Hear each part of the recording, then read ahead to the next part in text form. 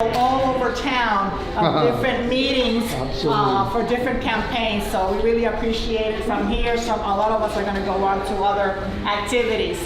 So this is the DC Latino Caucus, and as everybody knows, we're dedicated to serving the community in whichever way we want. We need either politically or community-based social issues. We encourage our community to register, to vote, and to participate actively in any political agenda. We encourage everybody to become members, and you will receive information from us, and also to bring in other folk that might be interested in our issues. So what we wanted to do was give the different candidates. We are Democrats, and therefore we support our Democrat candidates. All right.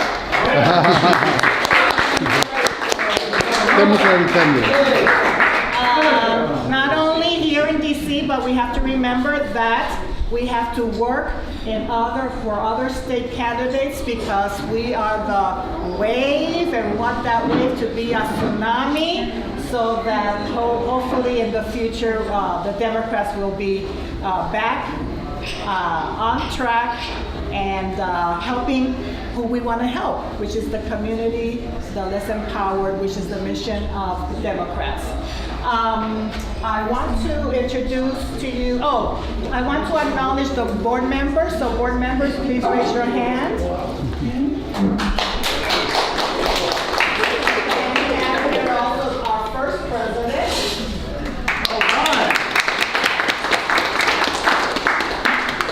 We're just really happy to have you all here.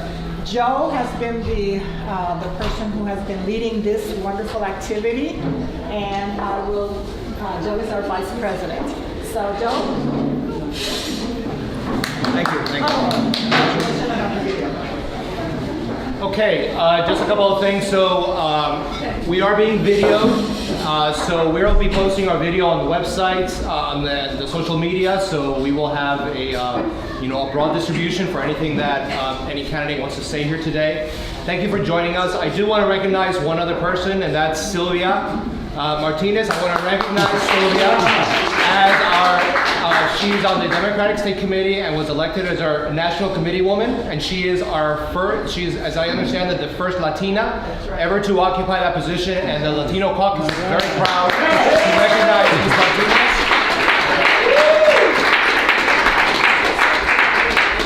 Thank you, Sylvia, for your amazing service. Okay, so we have several candidates who are here today. We're going to allow everybody who would like to speak for 2 minutes to talk about their campaign and their values and what they believe in. If there are candidates who are not here, but a board member might like to say something, we'll allow that as well. And if anybody has questions, we will allow a question and answer session for each person, and we ask that the answer be limited to 1 minute. So without further ado, with no particular order, is there any candidate who would like to be first for their 2 minutes? Proud to introduce Council Member Anita Bonds, who is running for at-large for the DC City Council. Thank you. Viva! Viva Anita! I am going to project. Okay. It's an absolute pleasure to be here. I hope you all know that. I know many of you and have worked with many of you over the years. And for the younger crew that's here, I look forward to working with you. The District of Columbia is a very important place. Not only is it our home, it is the epic center for many of the good works that can happen through the Democratic Party. And we have strived to do that over the years. I'm here today to ask you to return me to the council. I'm the Democratic nominee for the at-large seat. Of course, everyone across town is talking today about, there are 2 seats. There are 2 seats. But today I want to talk about the Democratic seat, okay? Because that's the one that I am running to fill. When you get to the ballot, it will not say vote for a Democrat and someone else. It will say vote for 2.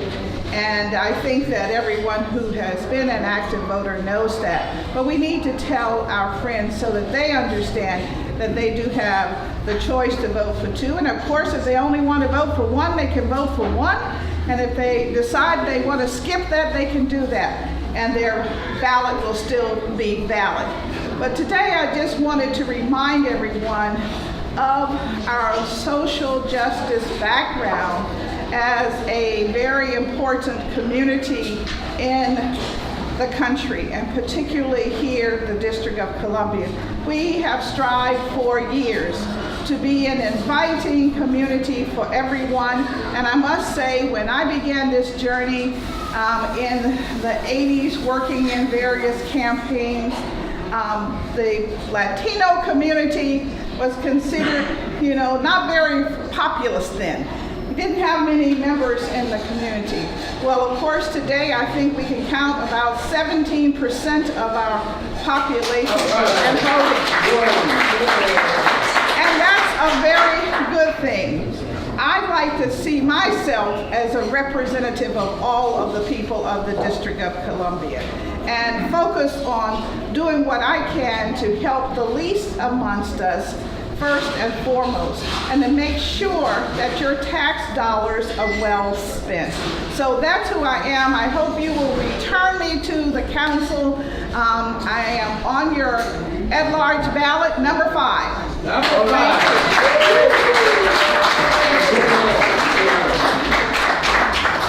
Okay, before we bring up our next candidate, I did want to reinforce something that our President Martinez had said, that the DC Latino Caucus is a Democratic organization. We're an affiliate of the state Democratic State Committee here in DC. We support all Democrats. People have asked, well, what does an endorsement today mean? It's just an extra recognition from the Latino community for your commitment to Latino issues, and helps to guide us in our efforts in terms of where we want to put our get out the vote resources. That's all it means. We support all Democratic candidates. Okay, so who would like to come up next? Attorney General. Attorney General? Yes. So we're gonna rise to the paper. Yes. All right, you go. I'm proud to introduce Attorney General Carl Racine. Thanks a lot. Thank you. Franklin, we good? We're good. We're on Franklin TV here. Thank you very much for inviting me to speak briefly this morning. It's a pleasure to be here. I'll first talk a little bit just about myself, maybe 15 seconds, and then talk about some of the work we've been doing at the Office of Attorney General. Before I talk about myself, though, I really do want everybody to know that I am fully supportive of both Anita Bonds as well as Brianne Nadeau, who is my ward representative over here in Ward number 1. So I come from Haiti. I'm an immigrant. Now, our family was lucky enough to leave Haiti at a time when things were rough for them, and we moved to the District of Columbia. So in every way, we live the immigrant experience. And I'm happy and proud to say that our office allows us to take important stands, file important lawsuits that really support immigrants. I've got a long list here, but I just want to rattle off a couple of areas where I think you would want your AG to be playing, and where we are playing a big role, speaking about DC's values. First, we joined 19 other attorney generals in filing suit against President Trump regarding his policy of separating kids from their parents at the southern border. And of course, in that case, the court stopped the policy and is now requiring the government to, find the parents who were separated from their kids. There still is a huge problem. The problem hasn't gone away. Still, several hundred kids are without their parents who have been themselves deported into Mexico and Latin America. So those problems and issues continue. We also filed suit against the Trump administration in regards to DACA. And in those cases, once again, the federal courts have prevailed and stopped the president's policy in regards to DACA. Also, the Office of Attorney General in DC is leading in regards to filing for continued temporary protective status for El Salvadorians, Hondurans, and also Haitians. Once again, just 2 weeks ago, we won a lawsuit there where the court agreed that the administration's efforts to take back the TPS protection was illegal. So these are the kinds of things that we're doing, using the law as a tool to really, really stand up for the values that we all care about.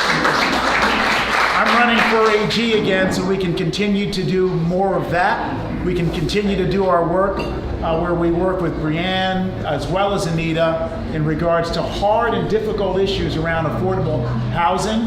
You know, as we know, there are a lot of things going on where poor tenants, yes, and Spanish-speaking tenants are oftentimes targeted by developers who seek to move them out to bring in what? Other folks who will, maybe pay more monies for rent. Wherever those things are happening, wherever it's illegal, the Office of Attorney General will not hesitate to file suit. I really would love to have your endorsement and your support in November. Thank you very much.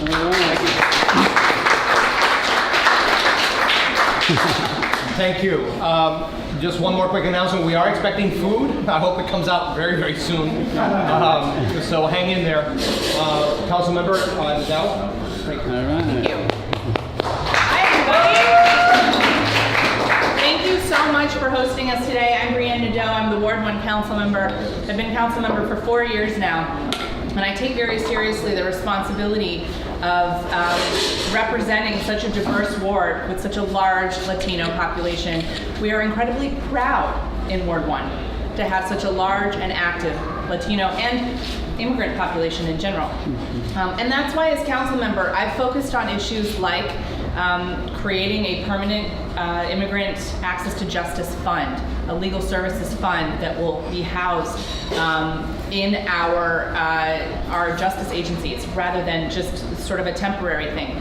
I have held many Know Your Rights seminars across the ward so people know how to access services when their rights are under attack. Making access to healthcare easier for our immigrant population. And one of the things that I really appreciate about the Latino Caucus is that you care about so many different issues, right? It's not just about immigration, housing, supporting small businesses, education, because all of these issues are important to the Latino community, right? And of course, we always hold up immigration as one that is very pressing right now. So many of our friends and family members are impacted by that, and so it makes sense that it comes to the front and center. But when you sent over your questionnaire, it was so much more than that, and I really appreciate that. So I'm here today to ask for your support, but I'm also here to offer my appreciation. Because I can't do the work that I do as council member or even as a candidate without the work that you are all doing as Democratic leaders. I was out, just came from the turf knocking doors, which is actually one of my favorite things to do because I get to talk to my constituents face to face in their homes and really have the kind of conversations that you can't have via email or in passing or by phone. And the good news is that people are excited about all of the progressive policies happening here in the District of Columbia. But they're really concerned about what's going on at the federal government. And so as Democrats, we need to stick together. And I am grateful to those of you who are going to lend your time to help us Democrats get reelected locally, but also who are going to help us organize to go out to other places and elect leaders who can be our voice in Congress until we become 51st state, who can fight for the policies that we value without having a voice. So thank you. And I also want to congratulate Sylvia, who is now our highest office holder in Democratic Caucus. Breaking through the ceiling. And of course, we're always grateful to Franklin for your representation. And I very much want to see us get more Latinos elected. So I always say, and I do a lot of work with ANC candidates, if you know anybody who wants to run and needs a little help in getting their campaign together, I'm always happy to do that. We have some excellent former and current ANCs that represent our Latino community, and we want more. So thank you very much. Oh, and I have t-shirts if anybody wants a brand t-shirt. Thank you, Councilmember. Councilmember Nadeau mentioned a questionnaire. The DC Latino Caucus did send a questionnaire to every candidate that's on the ballot today, and we did get a number of responses, including Councilmember Nadeau's. Those are all posted on our website for your perusal now or anytime in the future. And one more thing, if you have not yet filed your ballot, for members, please do so at your convenience. There's a ballot box in the back that Mr. Hector Rodriguez in the back is the monitor of. So without any further ado, who's the next candidate who would like to come up? Or the representative? You would like to? Okay. U.S. Representative Franklin Garcia. All right. Good afternoon, everybody. My name is Franklin Garcia, your current U.S. Shadow Representative, and I am so excited to be here and to see so many of you to show up. First and foremost, let me go ahead and thank the organizers for putting this together. Thank you so much for continuing to let our community be visible and out there. Sylvia, we're so honored that you are the National Committee woman. And a lot of the effort to get Latinos elected falls on the shoulders of the DC Latino Caucus. And so we continue to support this organization and hope that it continues to grow so that we can continue to empower our Latino community. Let me tell you, in spite of what you see out there at the national level, DC statehood actually has the momentum right now. It is doing great, and it is thanks to this incredible coalition we now have from folks like DC Vote. Thank you, Barbara, for all the incredible work you're doing. DC for Democracy, I know Keith is here. I think he may have left already. Neighbors United for DC Statehood, Free DC. I mean, we truly have an incredible coalition. There's no surprise why we have 174 House members who are co-sponsoring our bills and almost 30 in the Senate. Let's give that a round of applause. And this summer, I was looking back and I was seeing all the accomplishment that we have been able to do over the summer. And I was like, did we actually do all that in the summer? We started out with an incredible public announcement from Dolores Huerta, an incredible iconic figure who lent her stardom to the cause of statehood. And thank you so much, Anita Bonds, for being there and greeting her and actually honoring her that day. We were so honored to do that. And then we went on to the Dominican Republic, and where we actually met with the Secretary General from the OAS. And we talked to him and we asked him, why is it that you don't come out and make a clear statement about the situation that happens in the nation's capital?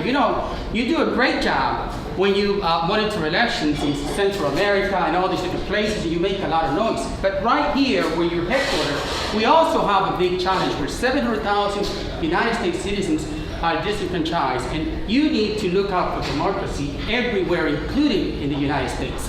And then we met with the head of the ruling party in Mexico, and we told her about our situation, and she was just blown off. She could not believe that actually happens in Washington, D.C. So we're hoping to actually follow up with that, and at some point, if the president of Mexico shows up in D.C., hopefully we'll be with him and let him know and educate him so that he can too be an advocate for our cause.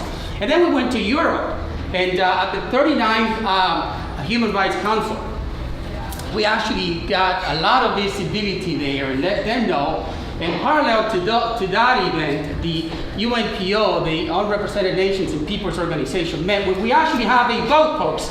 We actually, our two senators and myself, we actually can vote on a body that looks out for democracy for all these people that are looking to bring democracy to their people. People like Taiwan, in Africa, there are all kinds of countries, believe it or not, that are looking for democracy just like we are.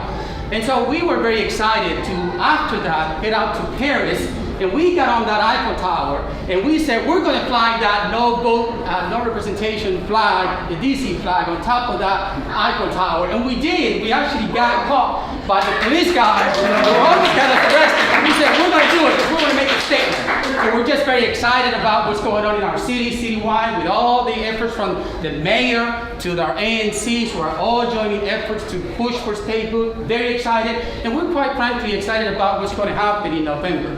You know, and then we all are part of that. We need to get out and make sure DC is key, because as you know, we get a lot of cameras here. We get a lot of publicity. So let's make sure we use it. Let's make sure we use that publicity and broadcast our message to the world, but also let's get people to come out and vote, because we benefit when more people come out to vote. When more people come out to vote, we benefit. Just remember that. We Democrats benefit. Those of us who are fighting statehood benefit. So let's make sure that we get a lot of people out there. And thank you, Anita, Councilwoman Anita Bones. Thank you, Attorney General Carly Singh. Thank you, Councilwoman Anita Brianna Nadeau, for paying attention to our community, because we know you have our back. Thank you again. Have a great day.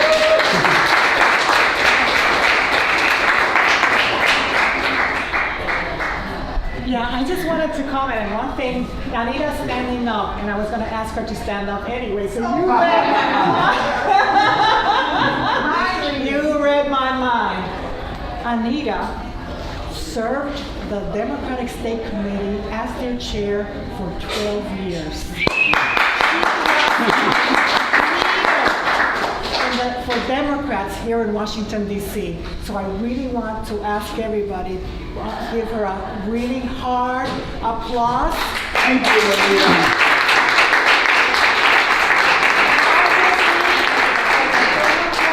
and for the community. So we all acknowledge that, and that is one of the reasons why we are also voting for Anita, because she not only has served as a council person, but also as the leader of the Democratic Party here in Washington, D.C. So again,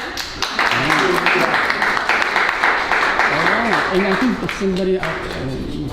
Okay, next candidate. Representative Raskin. There we go. For U.S. Congressman Jeremy Raskin. Jamie Raskin.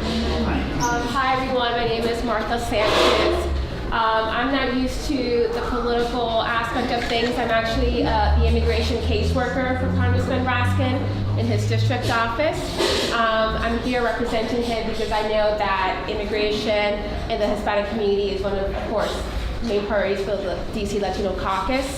As representing most of Montgomery County, we have over 20,000 TPS holders in our district.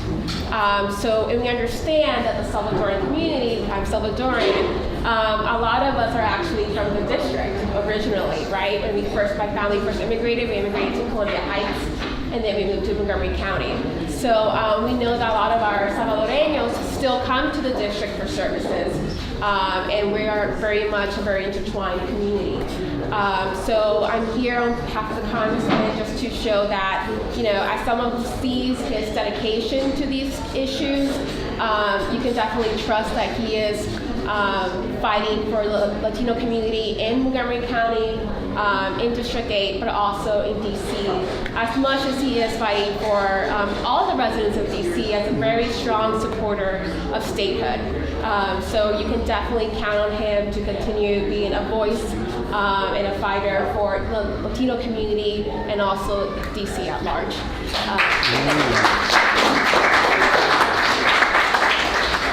Please extend the caucus's thanks to Congressman for coming out and speaking with us today. Our mission is to provide representation on Latino issues in the DC metropolitan area. So that is the district most importantly, but it is also the nearby areas of Virginia and Maryland, especially during these very difficult times. And we have large Latino communities across all three jurisdictions. Is there anyone else who would like to come up and speak on behalf of a candidate? Going once. Going twice.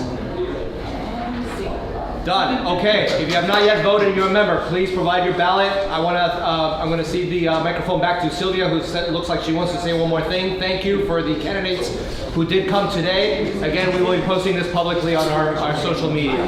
Thank you. Sylvia. Oh, yeah, that's exactly it. Oh, now, you guys know that we were not only doing endorsement voting, but also it's a social gathering because this has been Hispanic Heritage Month. For us, every month is Hispanic Heritage.